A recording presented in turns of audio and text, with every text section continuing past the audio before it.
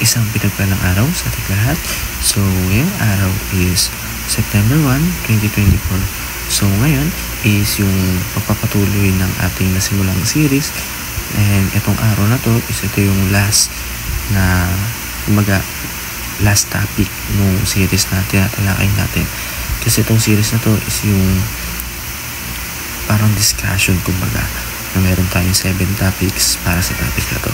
So, bago natin simulan yung series natin, is muli na natin i-discuss yung naging series natin last time para doon sa mga bago lang na tagapanood at tagapakinig ng ating devotion. So, yung naging series po natin last time is Loving God is Hating Sin. So, kailangan nating mahalin ng Diyos para i-hate natin sin. Kasi, paano ba natin minahalan Diyos, diba? So, yung bata pa lang tayo, diba, nalalaki tayo, natutunan natin gumawa ng kasalanan. So, sino ba nagturo sa atin na huwag gumawa ng kasalanan? Di ba ang ating mga magulang o yung mga guardians natin? So, sino nga ba nagturo sa kanila? Di ba? Meron nagturo sila pero hindi nagkakamali. Nagkakamali ka ng iniisip mo.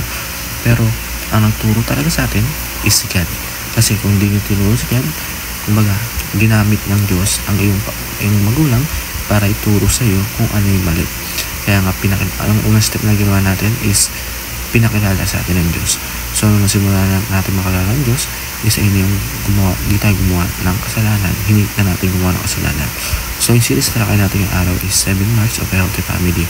So, yung last topic natin para sa series na to is Continuity, Legacy of Faith through Generation. Kumbaga, ang pamilya. Basta sa pamilya kasi doon nagsisimula ang lahat. Kung yung magulang mo, tinuruan ka ng masama, yung anak, ikaw, is lalaking masama.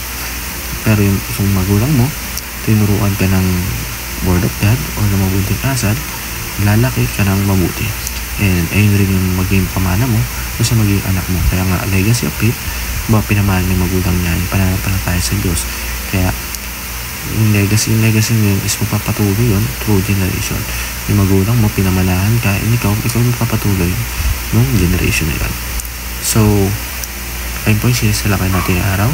And ang Bible verse na lakay natin yung araw is 2 Timothy chapter 1 verse 5. So, ang sabi dito, in Tagalog, 2 Timothy 1:5.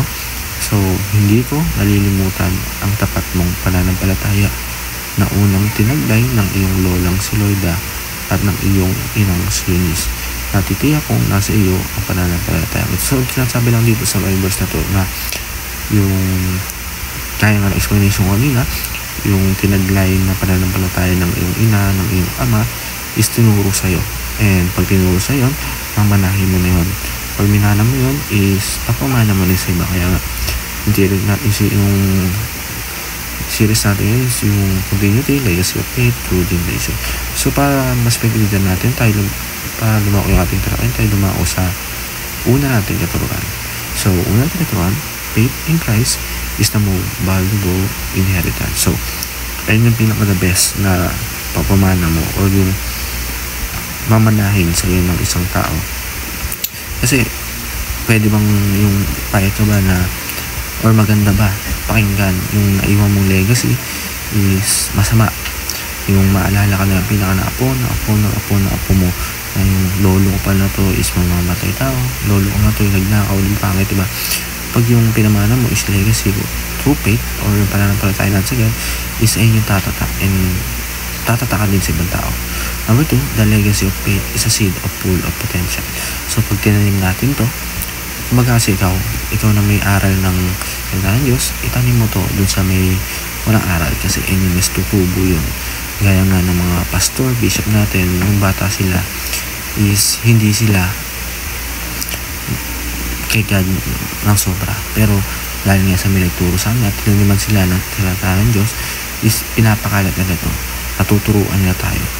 And sa last, how we shape our family culture, shape the future. So, yung baga, shape natin yung pamilya natin doon sa salita ng Diyos. Taniman natin yung pamilya natin dahil sa pamilya natin, doon simula ang lahat. And ayun yung magtatakda ng future, ng legacy ng pamilya natin. So, alam mo para sa araw na ito, may natutunan tayo sa pakinig at panonood. God bless to all.